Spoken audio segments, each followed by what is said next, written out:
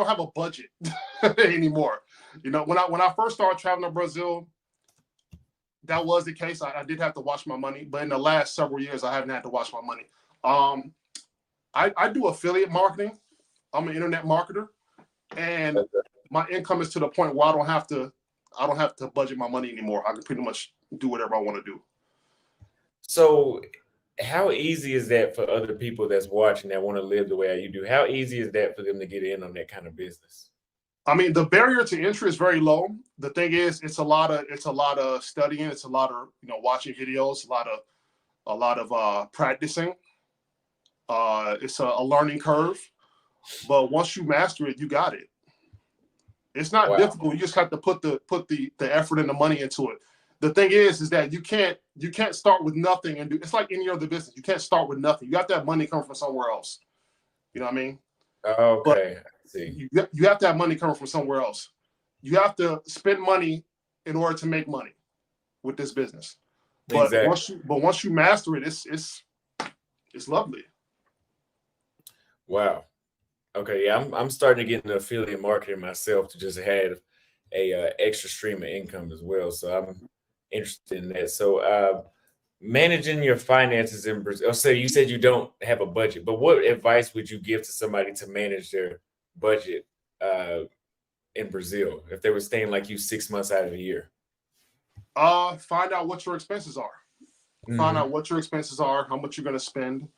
Um, for example, if a person wants to live in Rio, you know what I mean, I would definitely say at least a couple $1,000s a month.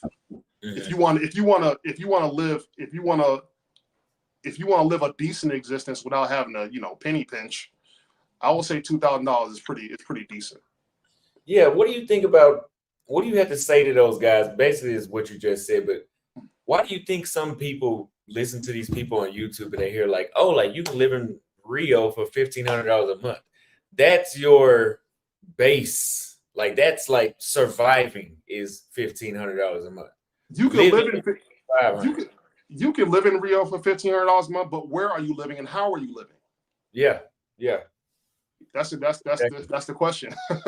I don't plan to live in, if I'm gonna live in Brazil, I'm gonna live as an upscale Brazilian. I'm not gonna live like a poor person. That defeats the purpose of being there. You know what I'm saying? yeah. That, that defeats the purpose. So if I'm gonna live there, I'm gonna live like an upscale person. I would agree, and I Mhm. keep trying to reiterate that to people. I know I live like you said. I'm living an upscale lifestyle everywhere I go. Mhm. Right. So that's the whole point. I'm not moving. I'm not trying to go backwards on the Yeah, that economic makes no scale. sense. Yeah, no, you can do it. You can do it for $1,500 a month, but you're not gonna like it. Right. You want to enjoy yourself. You don't want to, you don't want to scrimp on everything. You want to be able to do whatever you want to do when you want to do it and with whom you want to do it with. Exactly. I would 100% agree. I'm glad you see the same thing as well. So, what are the biggest cultural shocks you experienced when you first moved to Brazil for an extended period of time? The biggest cultural shocks. Hmm. Uh, when I first arrived there, the look of the people, the physical Hmm. appearance of the people was pretty striking to me. That was number one. Why do you say that? Because you got people in Brazil who don't look like people you see in the United States. You know what I'm saying? The phenotypes that you see in Brazil, the physical phenotypes, you don't see it in Brazil. I mean, you don't see it in the United States. For example, you'll see a person with long, silky hair, brown skin, and hazel or blue eyes. You know what I mean? Stuff like that. You know what I'm saying? Yeah, yeah, I've noticed that. They definitely look different. Even the white people, that was the first thing I noticed. Like they were white, but they were like a different white. Like they were, it was just something different about them. When I see a white person in Rio, I can tell whether they're from there or not just based on their skin tone. Because if they're like pale white, they're probably not from there. Hmm. If they Hmm. got like a really nice tan skin, then they're probably carioca. Because the sun does something to your skin down there, makes it look really beautiful. Yeah, yeah, I would agree. So, how has Brazilian culture influenced your lifestyle now that you've been going there for 11 years and your perspective on the world? Well, it's good to get outside of this box called the United States and see how other people live, see how other people think, Mm-hmm. and realize that, hey, I don't have to stay here and put up with stuff that I don't have to put up with. You know what I'm saying? Yeah. I cherish all my Brazilian friendships. I love all my Brazilian friends. The food, the culture, the weather. I'm more compatible with it there than I'm here. Now, some people may ask me, Dennis, why don't you just stay there permanently? I don't feel the need to stay there the entire year. And besides, I got my family I got my family here in the States. You know what I'm saying? I got, it's things here in the States that I do that I am appreciative for. But the reason why I leave Brazil is so that I don't take it for granted. Because coming back here, you gain a different perspective on what's important and what's not important. You know? I would agree.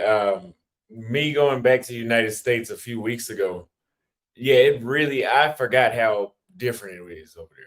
Like, I really forgot how different their culture is. So now I really appreciate everywhere I go. Just like you said, the longer you stay gone, you'll kind of become, I guess, detached from what's really going on in the Yes. States. Because it's one thing to see it on TV and to see it on social media, but to actually live and be there, it's a whole different experience.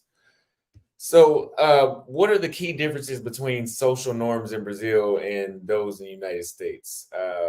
Like, for example, in Brazil, like you said, the people are just more warm. Like, that's the key difference. They're more outgoing. Uh, they don't mind showing affection. What are some other key differences between the social norms there versus here? I would say they're generally more polite too. Yes. I'll say that they're in general, the Brazilian people are more polite than in general here in the United States. Case in point, I was with my best friend Tito just recently, and this old lady got hit by a car and broke her ankle. And she was lying in the street, and people from all around there on the street, stopped what they were doing to go help this lady. Whereas if that would have happened here in the United States, the same situation, people would be pulling out their phones trying to record. Nobody pulled out their phones trying to record. They were trying to help this lady, get an ambulance or whatever. But yeah, just in general, people are more polite. People tend to be more caring. If you make eye contact with people, they'll speak. It's just it's a social environment that'll make you spoiled. It'll make you spoiled. I mean, you really feel welcome. It's not.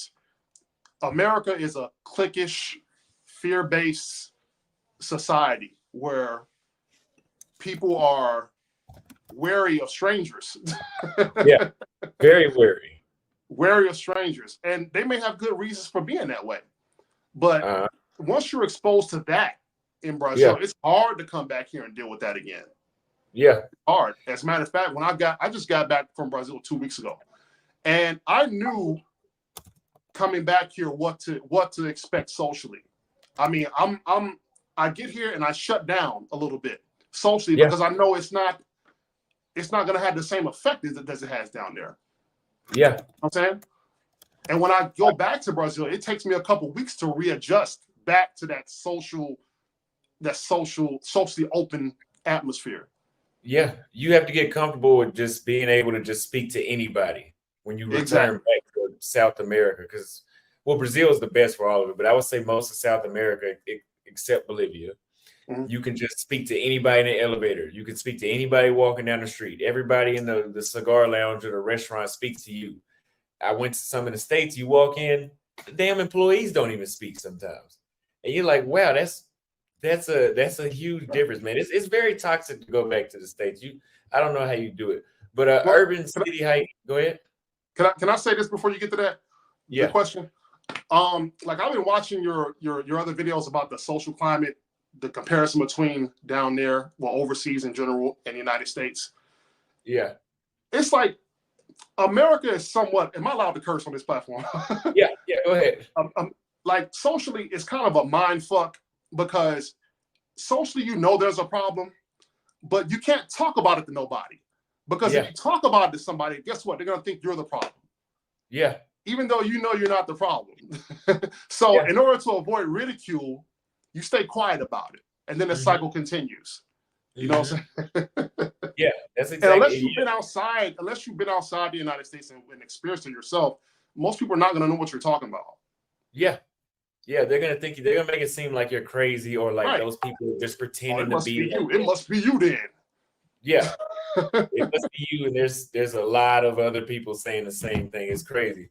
So Dennis, Urban City Hiking says, Dennis, how do you divide your 6 months up in Brazil? Do you do 3 months in the spring and 3 months in the winter? Give advice on how you do it. Thank you for the super chat. Well, normally I arrive in Brazil right after Christmas, before New Year's. I'll stay in Brazil for maybe 3 months, 4 months, come back to the States for a couple months, go back to Brazil in like August, stay there for 2 months, and then go back again in December. And I just rotate it like that. Yeah, yeah, that's a good setup. So the next question is, and this is a good question. Do you see any cultural shifts happening in Brazil that may affect American expats? Like, is there some things that are starting to leak over from the US culture to Brazil, some things that might be changing culturally that won't really benefit an American living there? Not really. Brazilian culture is pretty strong. It's Mhm. pretty strong. I don't see it. People say, you hear some dudes say, "Oh, feminism is taking over Brazil, and pretty soon everywhere is going to be the same." I don't necessarily. Hold on, he fell off, you guys. Oh, there he goes. Okay. Okay. You said feminism taking off and what? Feminism. You hear some guys say, "Oh, feminism is taking over in Brazil. Feminism is growing in Brazil." I don't see it gaining the traction that it does in the United States and elsewhere. I just don't see it happening because it's a big country. It's still a patriarchal society. The culture is pretty strong.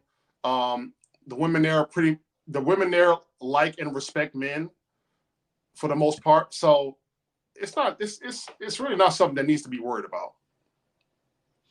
I would agree. Just from I me spoke being there,